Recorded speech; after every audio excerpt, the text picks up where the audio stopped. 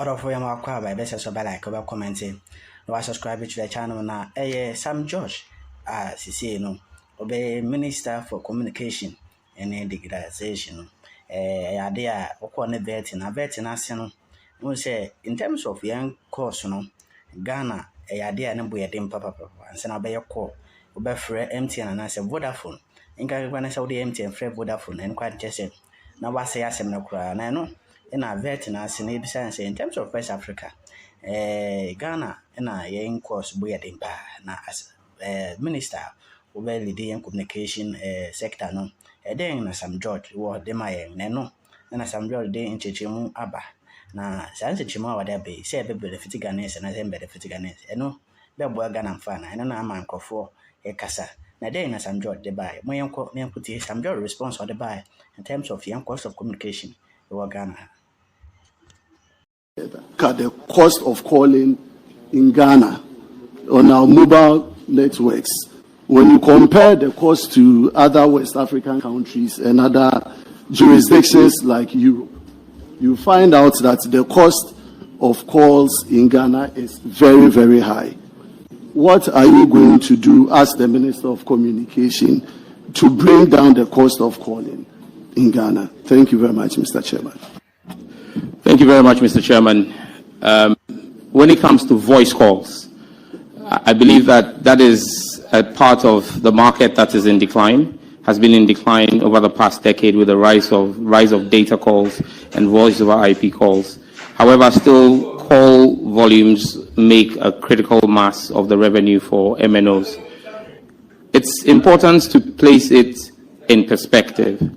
That when you talk about the cost of calls and you equate it to the European market or the North American market, those markets are very well matured, and the infrastructure that supports the core business of running an MNO are in a position to support lower prices. However, when you look across the African continent, it is safe to say that prices of voice calls in Ghana are competitive relative to other African countries. And so we'll continue to work with stakeholders and the regulator to see how well we can continue to drive prices down using regulation in a way that makes the businesses sustainable and does not kill the investments of MNOs in the sector. I thank you, Chairman. Mr. Chairman, a follow-up on this particular one, yes. Ghanaians have had concerns in terms of, again, the cost and the treatment that they receive from the telephony group. You make a call and they tell you the call is out of coverage area. The number you are calling cannot be reached when the person is right in distance with you. When you put all of these together and the cost that one needs to pay for such services, what are you going to do as a minister to assure Ghanaians that whatever cost we incur in these service areas receive the needed benefit of those calls? Thank you very much, Mr. Chairman. Once again, on the issue of voice calls, I think that the real issue with voice calls is not necessarily the cost, if I understand the market. It's what you've just pointed out in your follow-up, the quality of service.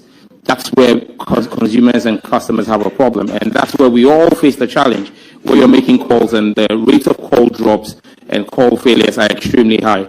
I agree with you that there is work that needs to be done from the ministry by way of policy through the regulator, the National Communications Authority, to ensure that the KPIs for the MNOs and service providers is enhanced, and that we ensure having the real consumer experience that citizens have to have.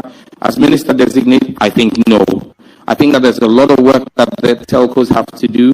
Government also has to do some work, because for you to get better quality of experience, you need to allocate more spectrum to the MNOs. So as Minister Designate, if approved by this House and I become the Minister, one of the things we'll work with the regulators to do is to make more spectrum available to the MNOs. However, we'll be raising the KPIs and ensuring that the standards are met. And I will not be a minister who will be afraid to impose fines on MNOs who fail to meet the quality of service. Ghanaians deserve the best quality of service, and we would crack the whip where necessary, but we would also support the MNOs to ensure that they get what is needed to provide us the best quality of service. I thank you. Thank you very much, nominee. My second question, Mr. Chairman, sits around the emerging issue of cybersecurity threat that we face as a country.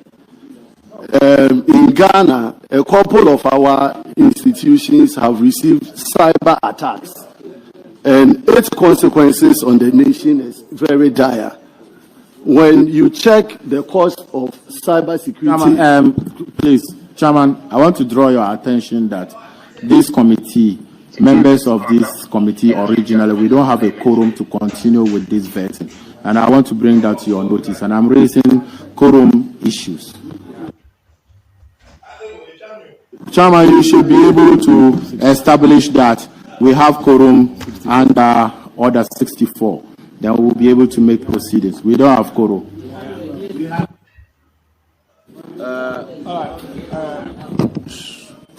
Chairman, with all due respect to the First Deputy Minority Chief Whip, with all due respect to him,